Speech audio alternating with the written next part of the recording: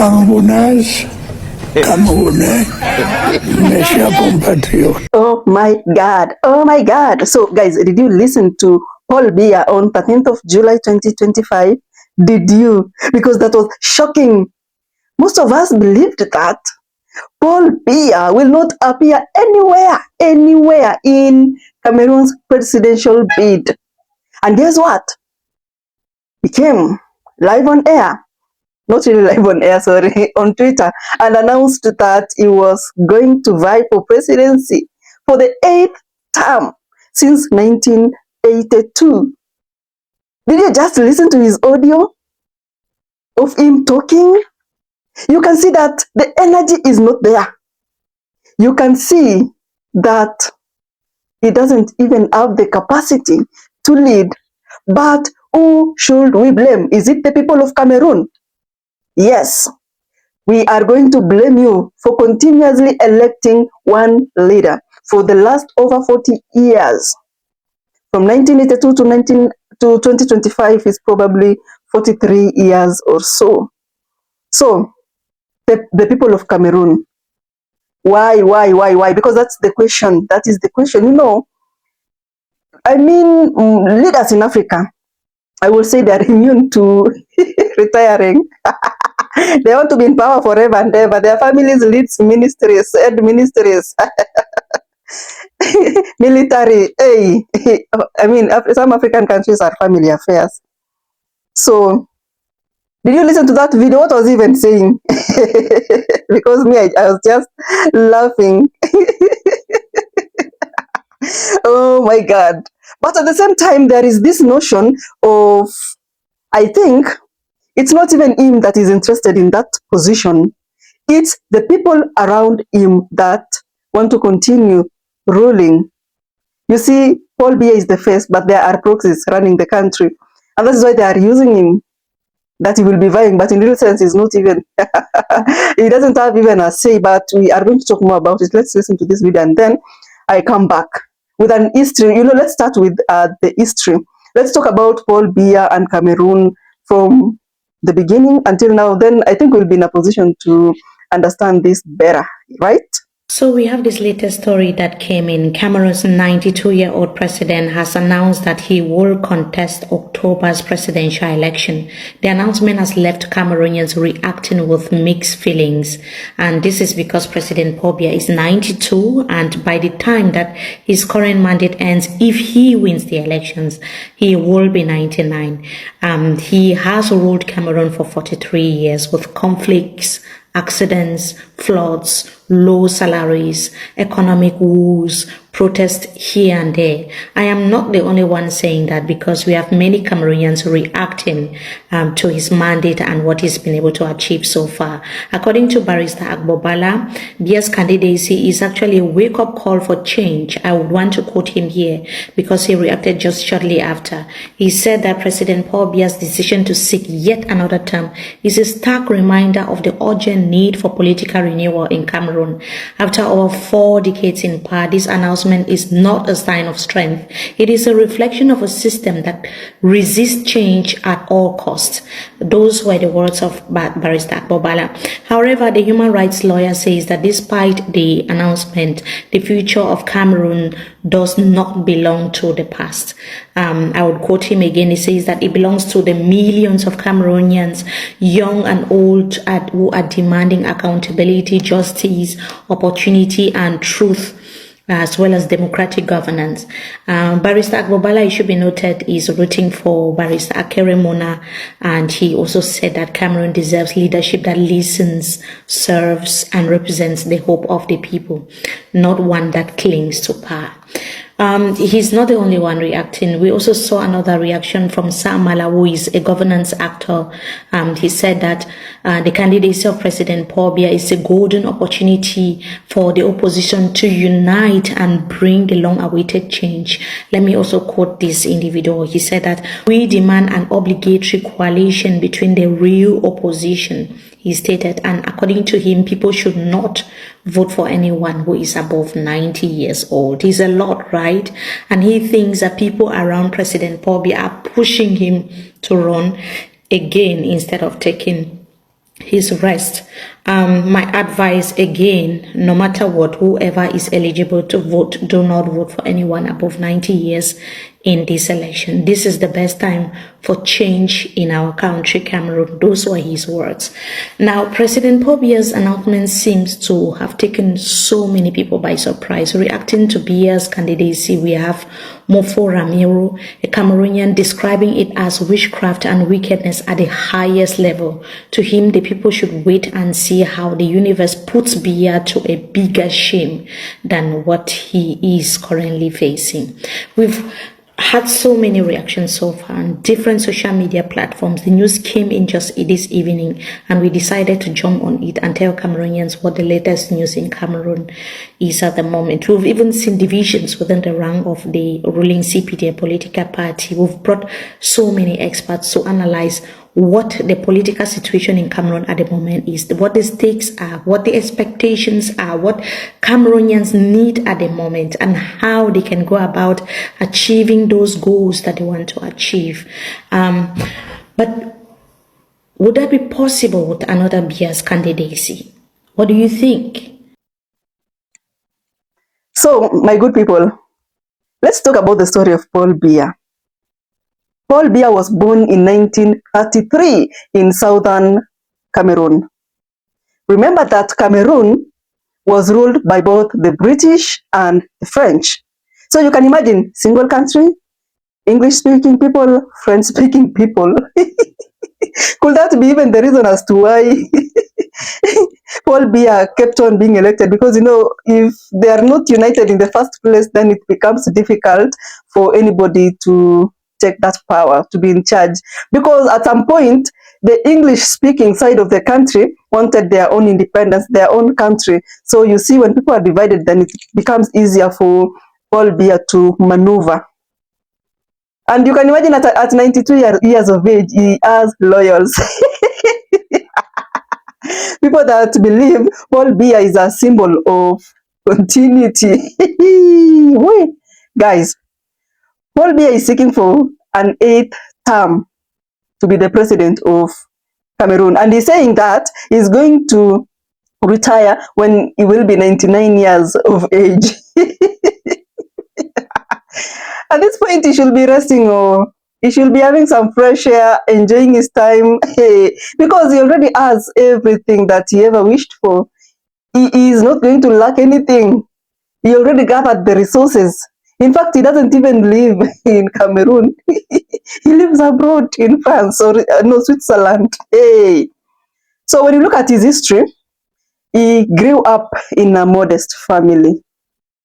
And, is this child that grew up during the colonial era, during the British and the French rule era. So he's known to be a bright student, or he was a bright student by then, even went abroad, schooled there, and pursued Bachelor of Law and Political Science. Those age, when most Africans didn't even know what school was. The missionaries were going around Africa, left, right, center, trying to civilize, in quotes, our people to accept British rule, to accept foreign rule, to make them be submissive to this foreign rule, and later on steal our resources, and then they come and justify it a civilization, and then they create a channel where even after independence they are still going to take these resources to their own countries. Those days, guys, hey. Anyway, he entered into politics in the 1960s at a very young age, extremely young, because remember, he was born in 1933. So he became the president of Cameroon, unplanned, unexpectedly, at the age of 49 in the year 1982, when the first president of Cameroon resigned unexpectedly. He wasn't planning, but that is what is in the books, in the news sources. But if you look into that in detail, you'll notice that there was kind of pressure here and there. It's only that there is no detailed information about it. But of course, it was pressure from the foreigners, for the foreign rule, the French, the British, because how could you just resign like that? And, by then having some kind of power or something else.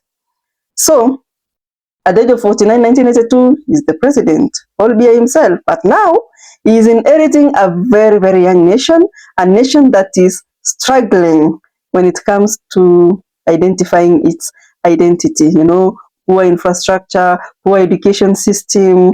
But anyway, he has been ruling since then, promising to transition power peacefully to the next government, a promise that has kept on going till today, 43 years later. He's still the president in leadership. Now he's 92 years old as we speak, becoming the world's youngest, no, not really youngest, sorry guys, the world's oldest president, or the world's oldest serving president, and Africa's second longest serving president after Guinea Equatorial's president, that is Teodoro Obiang. So some people believe that, during the reign of Paul Biya, there was some stability, some peace here and there. But remember, those are his loyal supporters. Because on the other side, the opposition, the opposers of Paul Biya, believed that the country had stagnated, especially economically. And, Cameroon being in split between French rule, British rule, it's not something that you can say that you can be proud of, because most people yearn for unity, because it's the only unity that can make us prosper, because with unity it's all about supporting each other, speaking one language, and those are the wishes of people like pan-Africanists like PLO Lumumba. One Africa, one currency, one president. It's gonna take us far. See how Europe operates. One currency. You can live in France, work in another country. Live in Germany, work in another country. That is the Africa that we want, right? But I know we're gonna get there sometime later, even if it's going to take a lot of years, but we will reach there one day, because at the moment Africans are awakening one by one, one by one. So members of the ruling party in Cameroon are really, really praising Paul Biya, because they're like, he has been maintaining pace for the last 43 years, and you can imagine leading over 30 million people. That's what they're proud of. But others are like, we need to be economically empowered. Our country needs to be functioning like crazily, But if you look at Cameroon at the moment, it's not really developed. Not really, if you look at it.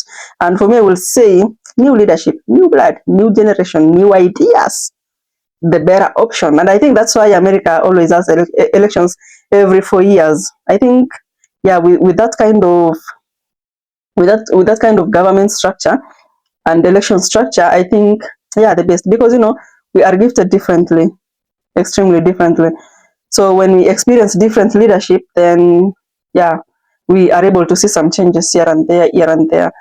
Africa, as I said earlier, people are immune to retiring from power. Hey, look at Paul Biya in 2008. I think he abolished term limits. Oh my God, this story is really, really interesting, So Paul Biya's government, of course, it has faced a lot of backlash from corruption, no human rights violations, extrajudicial killings, torture, and there is this one prison called Kondengul. I don't know how to pronounce that. Kindly comment down below and let me know how they pronounce that, because I understand, another language, also speaking another language, it doesn't come out perfectly. So this prison was also called Ground Zero. When you hear about Ground Zero, you get trembling, you become scared, because you remember what Assad was doing to his opposers in Syria. That prison that was in the not really in the jungle, in the desert there. So on July 13th, 2025, Paul Biya comes on Twitter and says that he will be vying for presidency on October 12th, 2025. He will be on the ballot, and he's like, I want to solve the problems of Cameroon. And it was laughable. If you read at the tweet, you laugh, because you're still promising about providing a solution to problems facing Cameroon, and yet you have been there for like 43 years. Are you serious? Oh, he was really joking with our minds. He's really joking with our minds. So, of course, so many people are not confident. First, when it comes to his health. Second, the capacity to lead. Guys, have you watched Paul Biya even meeting diplomats abroad? He is very weak. That's why I said he's supposed to be resting. But others are like, recently he visited China, he visited Moscow, he visited I don't know which France, and that diplomatic ties, it still shows that he has more to offer. Which more to offer, guys? So in the year 2024, that's last year, he wasn't seen in the public eye for like 42 days continuously. So rumors here and there.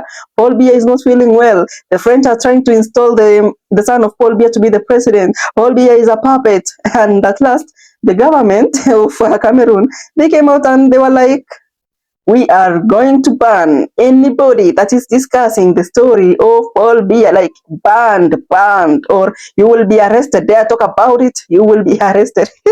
Anyway, I really thank God I live in a country where freedom of speech, there is freedom of speech in Kenya, South Africa, and a couple of some African countries. So Paul Biya himself is facing some challenges when it comes to the political will, because some stronghold regions, people that supported him loyally, 100%, they are defecting. You see, these people that have influence, like the former Prime Minister Bello, the Employment Minister Bakari, they have already defected, and they just defected like recently. So that's showing some kind of cracks in his team. But again, these people, they're going to vie for presidency on an individual level. I'm like, what the hell are you doing? Because they should be uniting, becoming one. Because when they become one, it's easier to defeat Paul Biya. But at this point, I think Paul Biya is gonna win.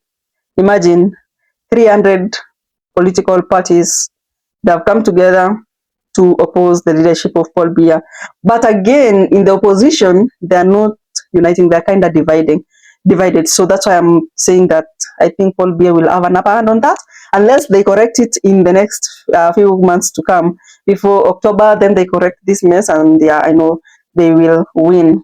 But again, there is Honorable Kamto, the main opposition leader that became second in the 2018 elections.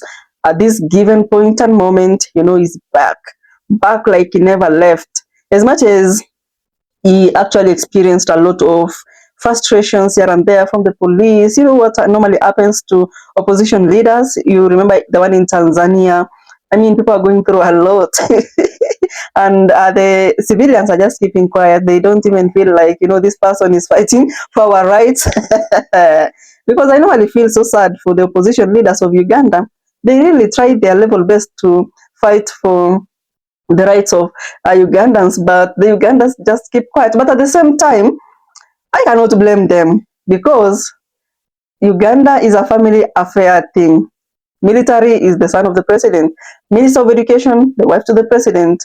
Ministry of Immigration and all that, the sisters, the brothers, they are aiding. Like, Uganda is a family thing, So, my good people, what do you think about Paul Biya? Does he really deserve to be the president? Look at Cameroon. Cameroon is not that developed. He has been there for like 43 years. What does he want? What does he want? So some believe that he could be a French puppet, because in Africa, if you are not a puppet, then it becomes very difficult for you to lead.